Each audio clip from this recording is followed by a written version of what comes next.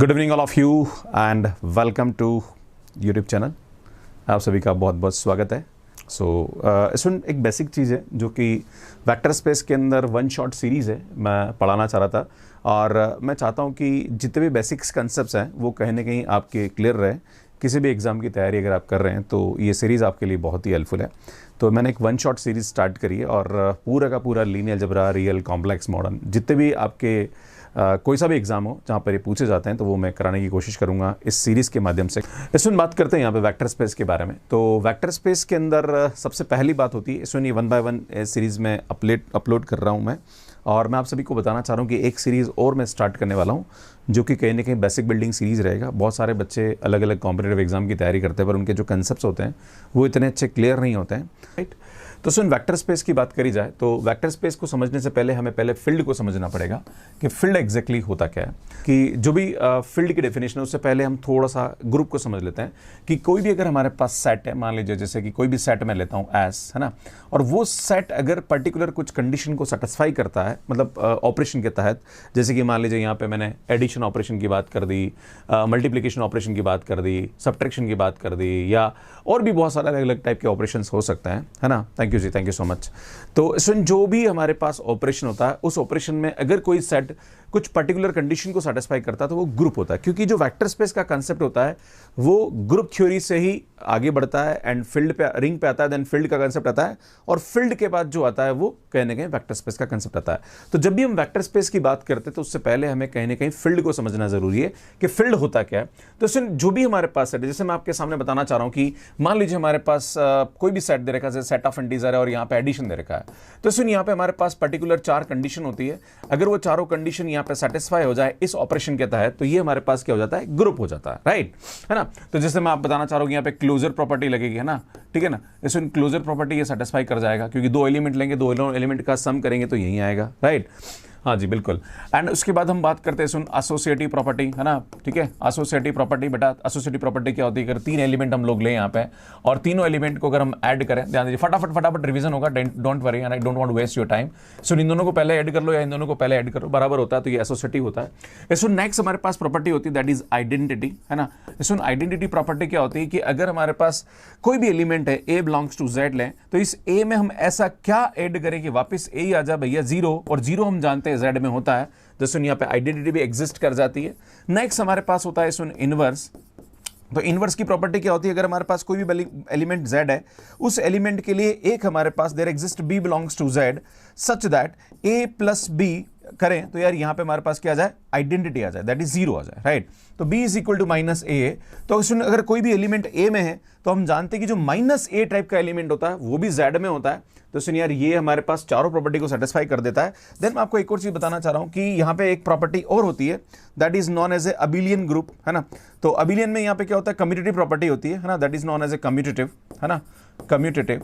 तो सुन, commutative property क्या होती है, अगर a प्लस बी करें और b प्लस ए करें तो यार ये बराबर आ जाए तो ये कम्यूटेटिव होता है। तो कोई भी सेट अगर इन 5 प्रॉपर्टी को सेटिस्फाई करता है तो उसको हम यहाँ पे अबिलियन ग्रुप करते हैं। सुन, ये बात करते हैं z प्लस के बारे में। अगर मैं आपके सामने बात करूं z मल्टीप्लीकेशन के बारे में कि क्या ये सब की सब प्रॉपर्टी z मल्टीप्लीकेशन के अंदर भी एप्लीकेबल होती है, तो भैया क्लोजर प्रॉपर्टी यहाँ पे लग जाती है, एसोसिएटिव प्रॉपर्टी यहाँ पे लग जाती है, आइडेंटिटी यहाँ पे लग जाती है, पर इसमें इनवर्स नहीं लगता। इनवर्स क्यों नहीं लगता है कि अगर हमारे पास a बिलोंग्स टू z लें तो there exist b belongs to j such that a into B is equal to 1 आ जाए, आइडेंटिटी आ जाए। पर हम जानते हैं कि b की वैल्यू 1 अपॉन a आती है, तो अगर a z में है तो 1 अपॉन a जो एलिमेंट है वो कभी भी z में नहीं होता है। फॉर एग्जांपल अगर 2 बिलोंग्स टू z करें तो हम जानते हैं कि 1/2 जो है वो कभी भी z में नहीं होता है। सो that's why this is not N group, इसमें ये ग्रुप नहीं होगा, क्लियर है।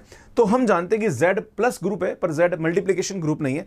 तो अगर इन दोनों सेट को हम ले यहाँ पे, अगर मैं इन दोनों सेट को यहाँ पे मिला लूं और मैं ये लिख दूं यहाँ पे, ध्यान दीजिएगा, अगर मैं ये सेट ले लूं कि z प्लस एंड मल्टीप्लीकेशन तीनों ले लूं तो बेटा अगर तीनों अगर यहां पे z ले लें और प्लस ऑपरेशन और मल्टीप्लीकेशन ऑपरेशन ले लें तो z प्लस तो हमारे पास ग्रुप है पर z मल्टीप्लीकेशन ग्रुप नहीं है। सो दैट्स व्हाई ये फील्ड नहीं होगा, है ना। फील्ड होने के लिए दोनों ऑपरेशन में ग्रुप होना जरूरी है, राइट। जैसे मैं आपके सामने एक और एग्जांपल लेता हूं यहां पे कि मान लीजिए मैं आपके सामने q लेता हूं, रेशनल नंबर में, ध्यान दीजिएगा, इसमें q की बात करें यहां पे, तो इसमें जो q प्लस होता है ये भी हमारे पास ग्रुप होता है और q मल्टीप्लीकेशन भी ग्रुप होता है। तो इसमें q प्लस मल्टीप्लीकेशन जो होता है ये हमारे पास क्या हो जाएगा भैया, फील्ड हो जाएगा। इसी टाइप से अगर हम बात करें r प्लस मल्टीप्लीकेशन भैया ये भी फील्ड हो जाता है। इसी टाइप से अगर मैं बात करूं c प्लस मल्टीप्लीकेशन बेटा ये भी हमारे हमारे पास फील्ड हो जाता है। So these are the field. तो मुझे लगता है फील्ड की डेफिनेशन आपको समझ में आ गई होगी। फील्ड की डेफिनेशन को समझने से पहले यहां पे है ना, इसमें बात करते हैं यहां पे Q प्लस मल्टीप्लीकेशन यहां पे फील्ड होता है, R प्लस मल्टीप्लीकेशन यहां पे फील्ड होता है, एंड C प्लस मल्टीप्लीकेशन यहां पे फील्ड होता है। क्लियर है? ये तीनों हमारे पास यहां पे क्या होते हैं? फील्ड होते हैं। अब बात करते हैं कि फील्ड के बाद जो कंसेप्ट आता है, जैसे कि मैंने अभी ये सामने बताया कि रैशनल नंबर है पर इंटीजर इज नॉट फील्ड, है ना। इसमें हम जानते हैं कि Z प्लस मल्टीप्लीकेशन जो होता है वो कभी भी फील्ड नहीं होता, बिकॉज यहाँ पे मल्टीप्लीकेटिव इनवर्स एग्जिस्ट नहीं करता है मल्टीप्लीकेशन के अंदर, राइट। तो सुन ये फील्ड होता है। अब बात करते हैं, सुन जब भी हम वेक्टर स्पेस की बात करते हैं तो यहाँ पे दो टाइप का कंपोजिशन होता है। One is known as a internal composition, second one is known as a external composition, है ना, ठीक है ना। हाँ जी, thank you ji, thank you so much, thank you ji, thank you जी। Don't worry about that, each and everything will be resolve, just wait. इसमें internal composition का मतलब क्या होता है? ये क्लोजर प्रॉपर्टी होती है। इसमें this is the closure property, right. हाँ, नॉन जीरो होता है। हाँ जी, इधर देखिए, इसमें यहाँ पे जो इंटरनल कंपोजिशन होता है that is known as an closure property, है ना। तो अगर दो एलिमेंट किसी सेट के अंदर है तो भैया उनको मल्टीप्लीकेशन करेंगे या जो भी ऑपरेशन लगाएंगे वो उसी के अंदर आएगा, that is known as an internal composition, right. जैसे मैं बात करूं कि जैसे नेचुरल नंबर का सेट बात करें, हम जानते हैं नेचुरल नंबर का जो सेट होता है वो 1 2 3 ये होता है बेटा, है ना। अगर हम एडिशन की बात करें तो दो एलिमेंट यहां लेंगे तो भैया इसी के अंदर आएगा, तो ये इंटरनल कंपोजिशन होगा। बट अगर हम माइनस की बात करें तो minus is not N internal composition, क्योंकि 2 और 3 अगर मैं इनको नेचुरल नंबर में लेता हूं तो बेटा 2 - 3 अगर हम देखें तो यार ये जो है ये नेचुरल नंबर में नहीं आएगा, because we know that -1 is not belongs to n, right. तो यार ये हमारे पास नेचुरल नंबर के अंदर नहीं आता है। सो this is not N internal composition. बात करते हैं सुन एक्सटर्नल कंपोजिशन, क्योंकि जब भी हम वेक्टर स्पेस की बात करते हैं तो यहां पे एक्सटर्नल और इंटरनल कंपोजिशन का बहुत बड़ा रोल होता है, राइट। तो पहले हमने फील्ड समझ लिया, उसके बाद मैंने आपको इंटरनल कंपोजिशन पढ़ा दिया। अब मैं आपको बताता हूं कि क्या एक्सटर्नल कंपोजिशन होता है। तो सुन, एक्सटर्नल कंपोजिशन का मतलब क्या होता है कि कोई भी अगर हमारे पास सेट होता है, अल्टीमेटली जब भी हम वेक्टर स्पेस की बात करते हैं तो वेक्टर स्पेस हमेशा किसी न किसी फील्ड पर डिफाइन होता है ना, V ओवर F होता है, राइट। क्लियर है? क्योंकि जो एक्सटर्नल कंपोजिशन होता है वो हमेशा एक, मान लीजिए कोई ऑपरेशन है लाइक जो कि इस टाइप से हमने इसको डिनोट किया है ना, और यहां पे हमने दो एलिमेंट, एक एलिमेंट फील्ड से लिया, एक एलिमेंट वेक्टर से लिया, और इन दोनों को प्रोडक्ट करें तो वो V में आना चाहिए, है ना। ये हमारे पास यहां पे, हाँ जी, हाँ जी, हाँ जी बेटा, राघवेंद्र जी और जो भी स्टूडेंट्स यहाँ पे मुझे सुन रहे हैं, आप थोड़ा सा पेशेंस रखिए, मैं आपको आपके प्रश्नों का आंसर देने की कोशिश करूंगा। इसमें जो एक्सटर्नल कंपोजिशन होता है वो क्या होता है कि एक एलिमेंट अगर आप यहां से लें और एक एलिमेंट यहां से, मान लीजिए मैंने अल्फा लिया और ये V लिया, तो बेटा इन दोनों का जो प्रोडक्ट है वो किस में आना चाहिए भैया? वो V में आना चाहिए, मतलब बाहर वाले में आना चाहिए। अगर ऐसा होता है तो यार ये हमारे पास क्या होगा? एक्सटर्नल कंपोजिशन होता है। और जितने भी वेक्टर स्पेस के कंसेप्ट्स होते हैं वो यहां से कहीं ना कहीं कनेक्टेड होते हैं। बहुत सारे ऐसे एग्जांपल्स होते हैं जो बच्चों को बड़ी दिक्कत होती है, पर अगर आपको ये कंसेप्ट समझ में आ गया एक्सटर्नल कंपोजिशन का तो आप बहुत इजीली चीजों को समझ सकते हैं। जैसे मैं आपके सामने बताना चाहता हूं यहां पे कि मान लीजिए हमारे पास दे रखा है C ओवर R दे रखा है, एक हमारे पास दे रखा है R ओवर C दे रखा है, मान लीजिए हमारे पास दे रखा है Q ओवर R, दूसरा दे रखा है R ओवर Q दे रखा है, मान लीजिए हमारे पास दे रखा है C ओवर Q और दूसरा दे रखा है Q ओवर C। आपसे पूछा जा रहा है कि कौन सा इसमें एक्सटर्नल कंपोजिशन होगा, तो इसमें मैं आपके सामने बताना चाह रहा हूं कि अगर मैं आपके सामने कोई भी एलिमेंट ले लूं, मान लीजिए मैंने एक एलिमेंट R से लिया दैट इज √2 ले लिया, और मान लीजिए मैंने यहां से आयोटा ले लिया, अगर इन दोनों को मल्टीप्लाई कर रहे हैं तो बेटा हम जानते हैं कि कभी भी R में नहीं, मतलब ये C में आएगा। Okay, this is belongs to C, I am sorry, है ना। तो इसमें ये हमारे पास कहां जाएगा बेटा? C में आ जाएगा। मतलब ये हमारे पास क्या होता है? इसमें एक्सटर्नल कंपोजिशन होता है। इसमें अगर यहां पे की बात करूं, अगर यहां से मैंने आयोटा लिया और यहां से मैंने √2 लिया, बेटा हम जानते हैं कि ये R में नहीं आता है ना, मतलब जो भी प्रोडक्ट आ रहा है वो बाहर वाले में आना चाहिए। क्लियर है? जैसे मैं आपके सामने इसके बारे में बात करूं, मान लीजिए ये √2 लिया मैंने और ये मैंने 3/2 लिया, तो बेटा ये क्या होता है? कभी भी Q में नहीं आता, क्योंकि इसका जैसे मल्टीप्लिकेशन करोगे इरेशनल आ जाएगा। सो this is not an external composition. यहां पे एक्सटर्नल कंपोजिशन होगा, यहां पे नहीं होगा। अगर इसकी बात करें बेटा, यहां पे मैंने लेता 2/3 ले लिया, यहां पे मैंने √3 ले लिया, इन दोनों को मल्टीप्लाई करेंगे बेटा ये हमेशा R में आएगा, मतलब ये एक्सटर्नल कंपोजिशन हो जाएगा। अगर मैं इसकी बात करूं यहां पे, तो बेटा ये 2/3 लिया, ये मैंने आयोटा लिया, बेटा इसको मल्टीप्लाई करेंगे तो ये C में आएगा, मतलब ये एक्सटर्नल कंपोजिशन है। अगर मैं इसकी बात करूं, यहां से मैंने आयोटा ले लिया, यहां से मैंने ले लिया 3/2, बेटा ये कभी भी Q में नहीं आएगा, बाहर वाले में नहीं आएगा। सो that's why this is not external. तो अल्टीमेटली कभी भी एक्सटर्नल कंपोजिशन की बात समझनी है आपको, तो यहां पे ये ध्यान देने की जरूरत है, जैसे मैं आपके सामने कोई भी बात करता हूं V ओवर F, तो जो बाहर वाला है ये हमेशा बड़ा होना चाहिए अंदर वाले से। जैसे मैं आपके सामने बोलता हूं कि C ओवर R और R ओवर C की बात करी जाए, तो इसमें कौन सा एक्सटर्नल कंपोजिशन होगा? तो भैया यहां पे एक्सटर्नल कंपोजिशन ये होगा, ये नहीं होगा, क्योंकि बाहर वाला छोटा है ना, बाहर वाला हमेशा क्या होना चाहिए? बड़ा होना चाहिए। क्लियर है? तो ये थोड़ा सा ध्यान देने की जरूरत है कि ये हमारे पास यहाँ पे क्या हो जाएगा? एक्सटर्नल कंपोजिशन हो जाएगा, राइट। तो यही मैंने आपको यहाँ पे समझाने की कोशिश करी है। ये बड़ी इंपॉर्टेंट चीज है और इससे बहुत सारे कंसेप्ट यहाँ पे समझ में आते हैं। सुन, बात करते हैं वेक्टर स्पेस की परिभाषा क्या होती है ना, क्या होता है वेक्टर स्पेस। तो बेटा मैंने जो आपके सामने बताया था कि V ओवर F, ये हमारे पास वेक्टर स्पेस होगा, है ना, क्योंकि जो भी हमारे पास सेट वी है ये हमेशा डिफाइन होता है किसी फील्ड पे, राइट। और फील्ड पे अगर ये डिफाइन होता है कुछ पर्टिकुलर कंडीशन को सेटिस्फाई करता है तो यार भैया ये हमारे पास क्या कहलाता है, वेक्टर स्पेस कहलाता है। पर कंडीशन क्या है, सबसे पहले जो बाहर वाला सेट है वो हमेशा प्लस में अबिलियन ग्रुप होना चाहिए। दूसरी प्रॉपर्टी यहां पे, हाँ जी ठीक है, दूसरी प्रॉपर्टी यहां पे ये होती है कि एक एलिमेंट अगर हम यहां से अल्फा लें, दूसरा एलिमेंट यहां से वी लें, तो यार इन दोनों का जो प्रोडक्ट है, सॉरी है ना, इसलिए यहां पे मैं यहां पे ये ले लूं अल्फा, तो इन दोनों का जो प्रोडक्ट है वो किस में आना चाहिए, वी में आना चाहिए, मतलब एक्सटर्नल कंपोजिशन की प्रॉपर्टी सेटिस्फाई होनी चाहिए, राइट। अगर ये, हाँ जी, इसलिए यहां पे ये दोनों प्रॉपर्टी सेटिस्फाई होती है तो बात और भी यहाँ पे तीन प्रॉपर्टी और है। इसमें यहाँ पे हमारे पास ये डिस्ट्रीब्यूशन प्रॉपर्टी होती है। यहाँ पे अगर हम बात करें अल्फा को स्केलर ले और यहाँ पे हम लोग वेक्टर ले तो ये इसके अंदर मल्टीप्लाई होता है, तो ये अल्टीमेटली वापस वी में आना चाहिए।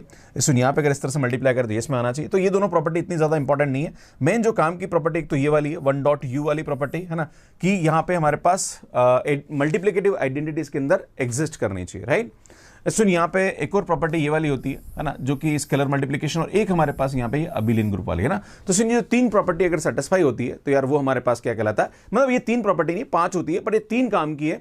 अगर ये 3 सेटिस्फाई कर जाएगी तो हमारा काम हो जाएगा। क्लियर है, ये ध्यान देने की जरूरत है ना। तो जब भी हम वेक्टर स्पेस की बात करते हैं तो वेक्टर स्पेस के लिए कभी भी आपको किसी सेट को चेक करना है कि यार ये वेक्टर स्पेस होगा या नहीं होगा, तो ये 3 प्रॉपर्टी आप देख लीजिए कि जो बाहर वाला ये अबिलियन ग्रुप होना चाहिए, स्केलर मल्टीप्लिकेशन की प्रॉपर्टी सेटिस्फाई होनी चाहिए, यहाँ पे मल्टीप्लिकेटिव आइडेंटिटी एग्जिस्ट करनी चाहिए। अगर ये 3 प्रॉपर्टी सेटिस्फाई हो जाएगी तो वो हमारे पास वेक्टर स्पेस हो जाएगा। जैसे मैंने अभी आपके सामने बताया था भैया ये सब के सब हमारे पास वेक्टर स्पेस होते हैं, जो कि मैं आपको एक्सेल कंपोजिशन से बता चुका हूं, है ना बेटा, ये सब के सब हमारे पास वेक्टर स्पेस होता है। You can also easily prove by the help of scalar multiplication. तो मैंने अभी आपके सामने बताया यहाँ पे कि किसी को भी वेक्टर स्पेस को नहीं, ऐसा नहीं है दास जी, ऐसा नहीं है, अभी कुछ भी ऐसा नहीं हुआ, so don't think about that. How to identify that non empty set is not an vector space. आपको यह पता लगाना है कि कभी भी कोई भी सेट हमारे पास दे रखा है वो वेक्टर स्पेस होगा कि नहीं होगा। ये 3 चीजें आप देख लीजिए, है ना। एक तो होता है हमारे पास स्केलर मल्टीप्लिकेशन, दूसरा आइडेंटिटी, तीसरा ये, और एक चौथा एक क्लोजर प्रॉपर्टी भी होती है, ये भी देख लीजिए आप, है ना, क्योंकि V प्लस अबिलियन ग्रुप होता है।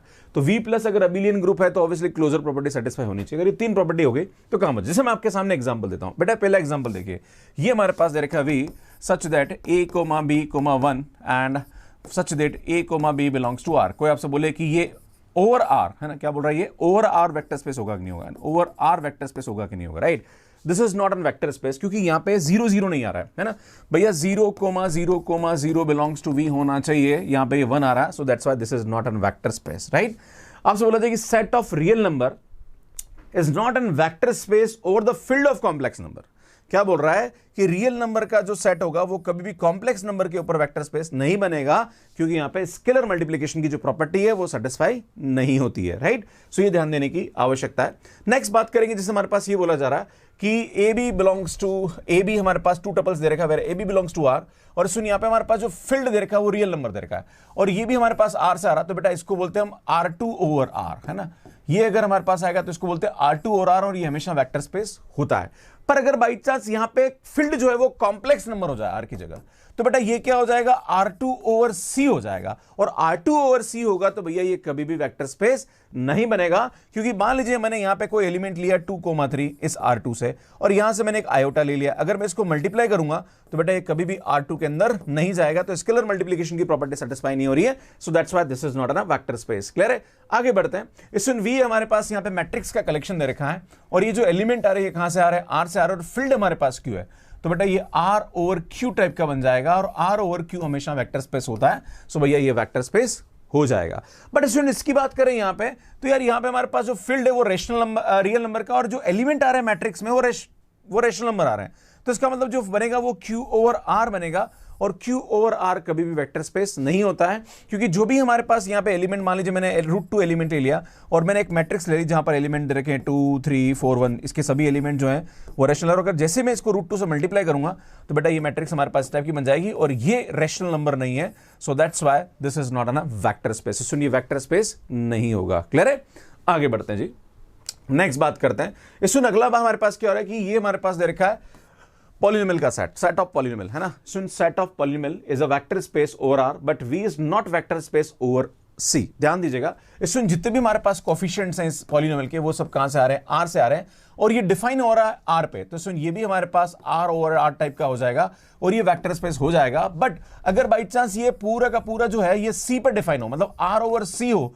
तो भैया ये कभी भी वेक्टर स्पेस नहीं होगा, ये हमारे पास यहां पे क्या हो जाएगा? कुल मिला के यही चीज है। मैक्सिमम में आपको यहां पे एक्सेल कंपोजिशन की प्रॉपर्टी देखनी होगी भैया, उस पे हमारे पास हो रहा है। सिमिलरली सेट ऑफ यहां पे पॉलिनोमियल दे रखी ऑफ एटमॉस्ट डिग्री एन, सुनिए एटमॉस्ट डिग्री एन वाला जो होता है ये हमेशा वेक्टर स्पेस होता है ना, और ओवर आर है तो हो जाएगा, अगर ओवर सी है तो ये नहीं होगा। पर सुनिए यहां पे अगर बात करी जाए एग्जैक्टली डिग्री एन की बात करी जाए, सुनिए बहुत अच्छा एग्जांपल है। Let we be the set of all polynomial of degree exactly N is not vector space in any field of this, because यहां पे अगर हम बात करें, जैसे मैं आपके सामने बात करता हूं एक 2 डिग्री पॉलिनोमियल लेता हूं और एग्जैक्टली बात कर रहा है, सुन एटमॉस्ट 2 डिग्री हमेशा वेक्टर स्पेस है ना।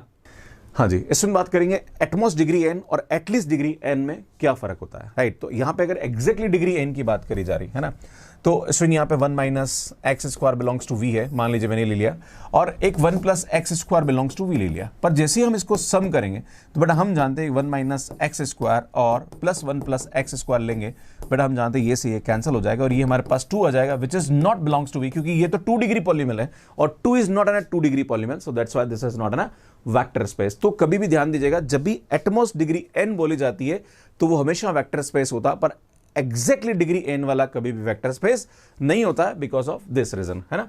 बात करते हैं इसमें यहाँ पे क्लोजर प्रॉपर्टी सेटिस्फाई नहीं होती है। इसमें जितने भी फंक्शन है कॉन्टिन्यूस फंक्शन है, जितने भी कॉन्टिन्यूस फंक्शन है वो हमेशा क्या बनता है? वेक्टर स्पेस बनाता है, राइट। सो ये ध्यान दीजिएगा, है ना, ये बड़े अच्छे अच्छे एग्जांपल है, इन पे हमेशा क्वेश्चन बनता है।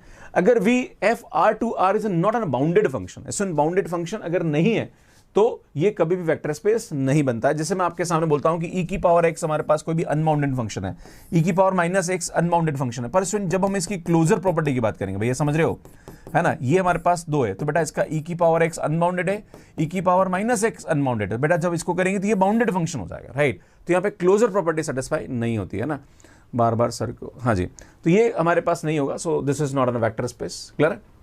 The set of all real convergence sequence is vector space और द सेट ऑफ, सुन जितने भी हमारे पास कन्वर्जेंस सीक्वेंस का कलेक्शन होता है वो हमेशा वेक्टर स्पेस बनाता है। सुन जो डाइवर्जेंस सीक्वेंस का कलेक्शन होता है वो कभी भी वेक्टर स्पेस नहीं बनाता है, क्योंकि यहाँ पे क्लोजर प्रॉपर्टी सेटिस्फाई नहीं होती है। अगर मैं आपके सामने एक सीक्वेंस ये लूं और एक सीक्वेंस ये लूं, बेटा दोनों डाइवर्जेंट सीक्वेंस है, पर जब इसको सम करूंगा तो बेटा ये आ जाएगा कांस्टेंट सीक्वेंस और ये कन्वर्जेंट होता है। तो sum of 2 divergent sequence is not an divergent sequence, that's why this is not an vector space. सुन बात करते हैं यहाँ पे कुछ क्वेश्चंस हैं और मैं चाहूंगा कि जो मैंने आपको पढ़ाया इसके अंदर आप फटाफट मुझे आंसर लिखते जाइए, एक एक मिनट में आपको दूंगा और एक एक मिनट में आप यहाँ पे देखते जाइए कि आपसे बोला जा रहा है कि q√2, ध्यान दीजिएगा, q√2 ओवर q, बेटा क्या ये वेक्टर स्पेस होगा? Which of the following options are correct? Please do comment in the comment box, I am requesting you, comment box में आप कमेंट करके बताइए कि इसमें से कौन सा वेक्टर स्पेस होगा, कौन सा नहीं होगा, फटाफट करिए। हाँ जी, कौन कौन सा होगा वेक्टर स्पेस बताइए, इसमें कौन सा आंसर आएगा, प्लीज डू फास्ट। हाँ जी, देखिए इसमें कौन सा वेक्टर स्पेस होगा बेटा, okay, is this vector space, okay, हाँ जी, yes, I think it is vector space, है ना, क्योंकि ये हमेशा ध्यान दीजिएगा इसके अंदर जो एलिमेंट होते हैं वो a प्लस b√2 टाइप के होते हैं। अगर आपसे बोला जाए कि q√2 एग्जैक्टली होता है क्या है बेटा ना, तो ये इस टाइप के एलिमेंट होते हैं जहां पर a, b बिलोंग्स टू कहां से आता है बेटा, q से आता है, राइट, है ना। तो ये ध्यान देने की जरूरत है, और ओवर q डिफाइन हो रहा है तो यार ये हमारे पास क्या हो जाएगा, वेक्टर स्पेस हो जाएगा, क्लियर है ना। क्योंकि कोई भी एलिमेंट अगर आप यहां से लेते हैं, मान लीजिए मैंने 2 ले लिया या कुछ भी एलिमेंट ले लिया, इसको आप मल्टीप्लाई करो तो अल्टीमेटली इसी में ही आएगा, राइट। तो ये हमारे पास हमेशा क्या हो जाएगा, वेक्टर स्पेस हो जाएगा, है ना। इसमें ये हमेशा क्या हो जाएगा, हमारे पास वेक्टर स्पेस हो जाएगा, राइट, है ना, this is the vector space, right. ओहो, ये वेक्टर स्पेस हो जाएगा, राइट। नेक्स्ट आगे बढ़ते हैं। सुन अगला क्वेश्चन देते हैं यहाँ पे कि f(r2r) is an monotonic function, क्या ये फंक्शन हमारे पास वेक्टर स्पेस होता है क्या? Please do comment, you have 1 minute, आपको एक मिनट में फटाफट आंसर देना है ना, जल्दी जल्दी आंसर दीजिए, क्या ये हमारे पास वेक्टर स्पेस होगा या नहीं होगा, कमेंट करिए, इज दिस वेक्टर स्पेस और not, please comment, is this vector space और नॉट। ये बोला जा रहा है कि जो मोनोटोनिक फंक्शन होता है ये वेक्टर स्पेस होता है कि नहीं होता है, प्लीज कमेंट करिए फटाफट, होगा कि नहीं होगा। देखिए ये हमारे पास वेक्टर स्पेस नहीं होता है, this is not an vector space, है ना, क्योंकि यहाँ पे क्लोजर प्रॉपर्टी सेटिस्फाई नहीं होती। अब आपके मन में सवाल उठेगा सर क्यों नहीं होगा, बट इसका एग्जांपल दे दीजिए। एफ एक्स मैंने आपके सामने लिया X where X is greater than equal to 0 and 0 where X is less than 0। बेटा ये हमारे पास एक फंक्शन है एफ एक्स जो कि इंक्रीजिंग फंक्शन है। अगर मैं बात करता हूँ जी एक्स, बेटा मैंने एक फंक्शन लिया 0 where X is greater than 0 and X where X is less than 0। बेटा ये मैंने लिया इक्वल ले लो, राइट, ये मैंने ले लिया। अब आपसे पूछा जाए कि क्या इसका ये दोनों, बेटा ये भी इंक्रीजिंग फंक्शन है, मतलब ये इंक्रीजिंग है और ये भी हमारे पास लाइक डिक्रीजिंग टाइप का फंक्शन दे रखा है, राइट, है ना। अब आपसे पूछा जाए कि क्या ये हमारे पास वेक्टर स्पेस होगा, बेटा इन दोनों को जोड़ लो, है ना। तो मैं क्या करूंगा एफ एक्स प्लस जी एक्स करता हूं, बेटा इन दोनों को जोड़ेंगे तो यार ये दोनों ऐड होगा तो ये आएगा X where X is greater than equal to 0 and X where X is less than 0, है ना। तो बेटा हमारे पास यहाँ पे फंक्शन किस टाइप का हो जाएगा, या इसको माइनस एक्स ले लो, सबसे बेस्ट है ना, तो माइनस एक्स आ जाएगा। तो बेटा इस वाले केस में ये जो फंक्शन होगा ये हमारे पास क्या हो जाएगा, इस टाइप का हो जाएगा ना। बेटा ये जो फंक्शन है ये हमारे पास ऐसा आ रहा है, राइट, और ये जो फंक्शन माइनस एक्स वाला ये ऐसा आ रहा है, पर जब इसको सम करेंगे तो बेटा ये हमारे पास ऐसा आ जाएगा। सो जो कि हमारे पास नॉन मोनोटोनिक होता है, सो that's why this is not an vector space. Clear है?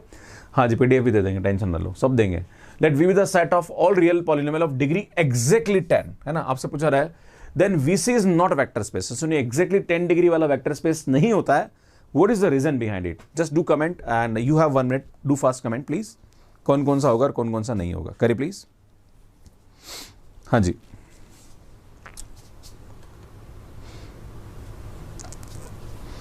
करिए जी।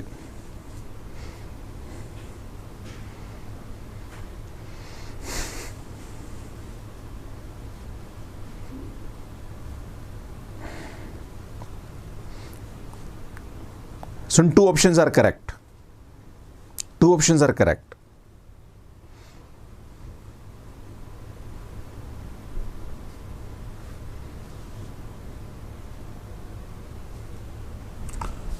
देखिए आपको बताना चाह रहा हूं स्टूडेंट, यहां पे एक तो ये वाली प्रॉपर्टी सेटिस्फाई होगी। क्यों वेक्टर स्पेस नहीं है? VC is not vector space because of 0 इसके अंदर नहीं होता है ना, क्योंकि जैसे ही सुनो मेरी बात, 0 इसके अंदर नहीं होगा बेटा, है ना, ध्यान दीजिएगा, 0 इसके अंदर नहीं होगा। क्लियर है ना, सुन तो लो, 0 इसके अंदर नहीं होगा क्योंकि ये एग्जैक्टली 10 डिग्री है। तो 10 डिग्री पॉलीनोमियल अगर देखेंगे तो 0 इसके अंदर बिलोंग नहीं करेगा, राइट। बात करते हैं कि स्केलर मल्टीप्लिकेशन प्रॉपर्टी। देखो सुनो मेरी बात, ये अगर हमारे पास फील्ड ऑफ रियल पॉलीनोमियल है तो ये R ओवर C है, और R ओवर C की बात करेंगे तो सुनिए यहाँ पे स्केलर मल्टीप्लिकेशन की जो प्रॉपर्टी होती है ये भी सेटिस्फाई नहीं होती है। तो यार ये भी हमारे पास करेक्ट हो जाएगा, this is not vector space because of this two reasons, right. एक तो स्केलर मल्टीप्लिकेशन प्रॉपर्टी सेटिस्फाई नहीं होगी क्योंकि R ओवर C हो जाएगा और 0 इसके अंदर बिलोंग नहीं करता है। So because of this two concept this is not an vector space. Are you getting my point और नॉट? क्लियर है? सो A और C is the correct answer. सुनिए वाला करिए, the set of all real polynomial और set of integer. क्या बोल रहा है? The set of all real polynomial और the set of integer is vector space और not? Please do comment. You have 1 minute for this question. करे जी, है ना? हाँ जी, करे जी।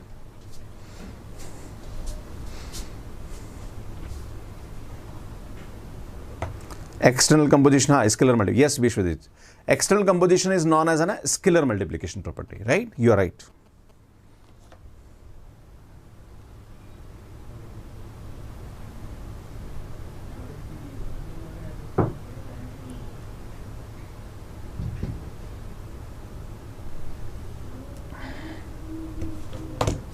सो नेक्स्ट देखिए, यहां पे मैं आपको बताना चाह रहा हूं कि ये वेक्टर स्पेस होगा कि नहीं होगा। तो सुनिए, ये R दे रखा है और ये हमारे पास ओवर Z दे रखा है। तो पहली बात तो Z फील्ड ही नहीं होता है भैया, Z फील्ड ही नहीं होता है, राइट। तो अगर फील्ड नहीं होगा तो ये कभी वेक्टर स्पेस नहीं होगा। क्लियर है? और वैसे भी यहाँ पे स्केलर मल्टीप्लिकेशन जो प्रॉपर्टी है वो भी यहाँ पे सेटिस्फाई नहीं होती है ना। सुन, स्केलर मल्टीप्लिकेशन तो पहली बात तो ये वेक्टर स्पेस ही नहीं है, सो this is not an vector space. Clear है? आगे बढ़ते हैं जी। सो नेक्स्ट दे रखा है हमारे पास यहाँ पे कि f x to r is an bounded, मतलब जितने भी बाउंडेड फंक्शन का कलेक्शन है ना, v ओवर r इज। तो आपसे पूछा रहा है कि जो बाउंडेड फंक्शन का कलेक्शन होता है वो वेक्टर स्पेस होता है कि नहीं होता है? करिए please, the collection of bounded function is an vector space और नॉट? प्लीज करेक्ट करिए, इसको कैसे करेंगे? हाँ जी,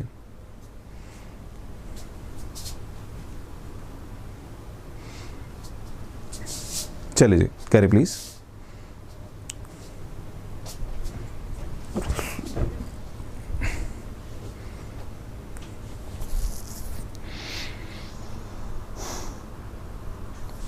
इट्स ओके जी।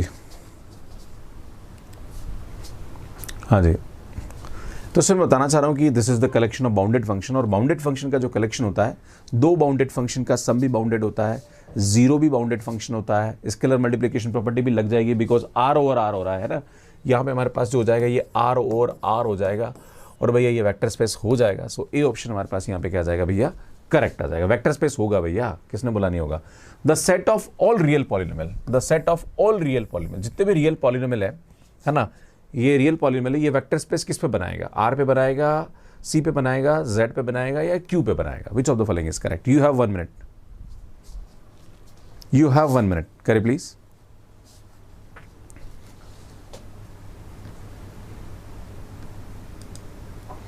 करे जी।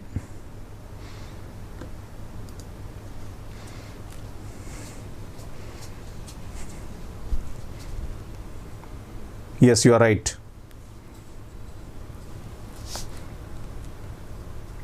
देखो मैं आपको बताना चाह रहा हूं कि ये जो होगा ये वेक्टर स्पेस, अगर R की बात करी जाए तो R ओवर C कभी वेक्टर स्पेस नहीं होता है, R over R vector space हो जाएगा, R ओवर Z भी नहीं होता because Z is not failed, and R over Q vector space हो जाएगा। तो भैया हमारे पास B एंड D ऑप्शन क्या आ जाएगा, करेक्ट हो जाएगा। सो नेक्स्ट क्वेश्चन की बात करते हैं।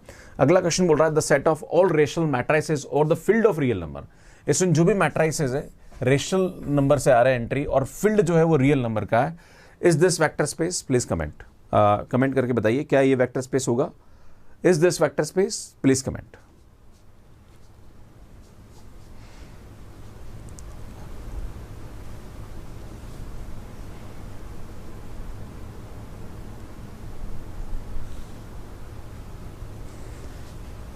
Is this vector space? Not vector space because 1 dot u is equal to u. और सेकंड बोल रहा है कि not vector space because of alpha u is not belongs to v for some. तो मुझे समझ में नहीं आ रहा कि आप कैसे कर रहे हो यहाँ पे। सुन, यहाँ पे सिर्फ सी ऑप्शन करेक्ट होगा क्योंकि यहाँ पे ये वाली प्रॉपर्टी तो सेटिस्फाई होगी, है ना, क्योंकि यहाँ पे आपसे बोला जा रहा है कि q ओवर r की बात करी जा रही है, तो आइडेंटिटी दोनों में होती है, मल्टीप्लिकेटिव आइडेंटिटी होती है यहाँ पे, राइट। सो यार यहाँ स्केलर मल्टीप्लिकेशन प्रॉपर्टी सेटिस्फाई नहीं होगी, that's why C is not correct. So next की बात करते हैं। Which of the following are not vector space if V is real sequence. आपसे पूछा रहे कि अगर ये रियल सीक्वेंस है तो इनमें से कौन सा ऐसा है जो कि वेक्टर स्पेस नहीं होगा, करे please. Which of the following is not an vector space, करे प्लीज।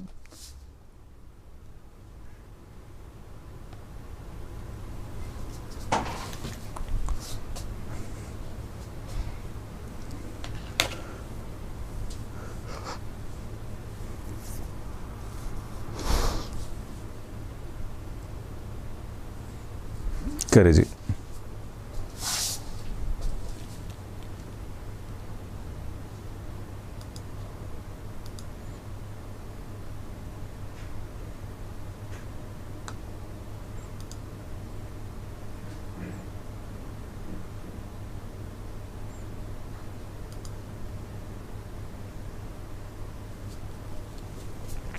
ओके, सो फिर मैं आपको बताना चाह रहा हूं यहां पे कि जो वेक्टर स्पेस होगा यार ये हो जाएगा, क्योंकि पहली बात तो ये दिख रहा है कि रियल सीक्वेंस है ना, रियल सीक्वेंस है तो ये आर ओवर आर हो जाएगा, फील्ड आ रहा है और ये जीरो पे जा रहा है, मतलब ये हो जाएगा, है ना, क्योंकि यहाँ पे जीरो पे है तो जीरो यहाँ पे एग्जिस्ट कर जाएगा।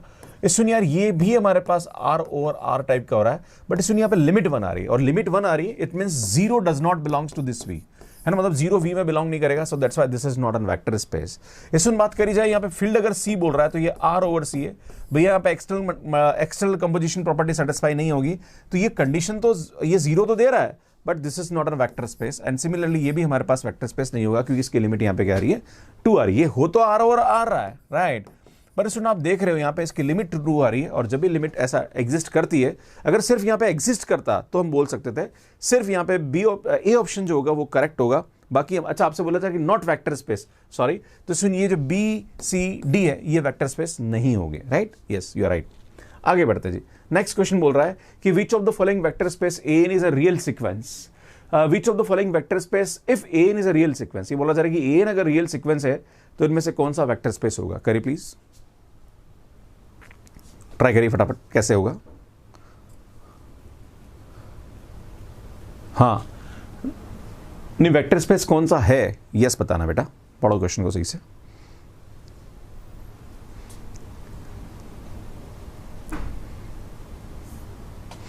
हाँ जी,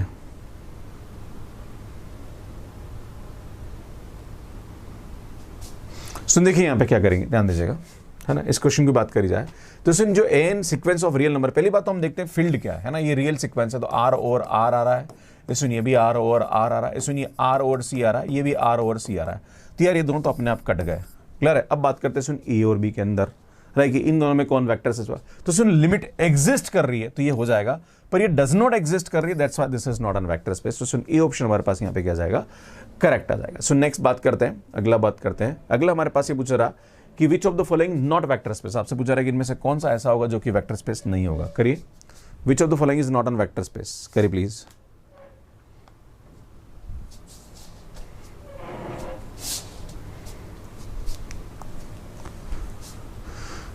हाँ जी,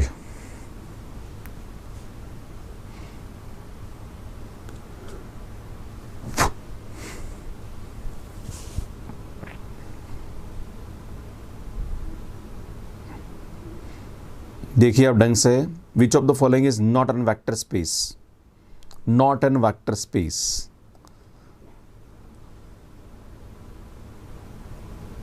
गुड, इसमें बिल्कुल यहाँ पे ये दोनों वेक्टर स्पेस नहीं होंगे, क्योंकि ये यहाँ पे हमारे पास अल्टीमेटली बड़ा वाला बाहर होना चाहिए, है ना।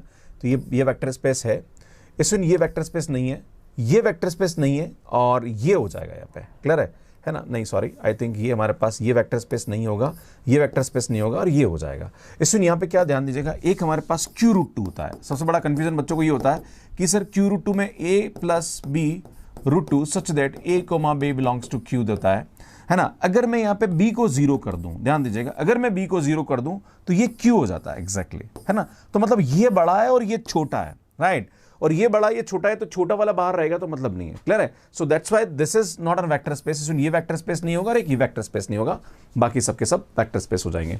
तो यार आप सभी का बहुत बहुत धन्यवाद, थैंक यू। और मुझे लगता है कैसी लगी आपको ये क्लास, प्लीज़ कमेंट करके ज़रूर बताइए। और आप सभी के लिए बहुत जल्दी मैं काम करने वाला हूँ, एंड मतलब अभी कुछ फाउंडेशन पे भी मैं काम कर रहा हूँ, जो कि आप लोग तैयारी कर रहे हैं, उसके लिए बहुत ही हेल्पफुल होने वाला है। और आप सभी से एक ही निवेदन है कि आप पैनिक मत करिए, हो सकता है चीज़ों को बहुत जल्दी सॉल्व हो जाए और सब कुछ अच्छा हो, डोंट वरी अबाउट दैट, है ना। जो भी चीज़ें हो रही है उसके, ये सब चीज़ें मेरे हाथ में नहीं है, ना मेरे द्वारा की गई है। मैं आप सभी से बताना चाह रहा हूँ कि जितना आप परेशान हो रहे हो उसके 10 गुना मैं परेशान हो रहा हूँ कि मुझे आप सभी को पढ़ाना है और मैं आपके लिए बहुत कुछ करना चाहता हूँ। पर आप थोड़ी सी मेरी स्थिति को समझने की कोशिश करिए कि मेरे साथ क्या हो रहा है। और ये एक ऐसा माध्यम है जिसके थ्रू मैं आपके जीवन में कुछ अच्छा करना चाहता हूँ और मैं कर रहा हूँ। पिछले 4 साल के अंदर मैंने काफ़ी कुछ आप लोगों के लिए काम किया है, और मुझे पूरा विश्वास है कि आपने अपना BSc और MSc के जो एग्ज़ाम्स हैं वो आपने पास किए होंगे और कहीं ना कहीं हेल्प ज़रूर मिली होगी। तो वो चीज़ें मैं कंटिन्यू करना चाहता हूँ, और मैं चाहता हूँ कि मैं साथ रहूँ। पैसा कमाना सबको अच्छा लगता है, बट कहीं ना कहीं जो ये निस्वार्थ भाव से आपके लिए काम कर रही है, कहीं ना कहीं हमारे लिए बड़ा मैटर करता है, और मैं इसको कभी बंद नहीं कर सकता। मैं खाली बैठ जाऊँगा, कोई काम धंधा नहीं, कोई इशू नहीं है, मैं आपके लिए काम ज़रूर करूँगा, ये मैं आपसे प्रॉमिस करता हूँ। और मैं आप सभी से कहना चाहता हूँ कि आप परेशान मत होइए, और बहुत जल्दी कुछ न कुछ चीज़ें ज़रूर चीज़ें रिजॉल्व होगी और कुछ बड़ा करेंगे, आप टेंशन मत लीजिए, है ना। भगवान अगर साथ रहा भगवान का और सब कुछ अच्छी चीज़ें हुई है तो सब अच्छा होगा।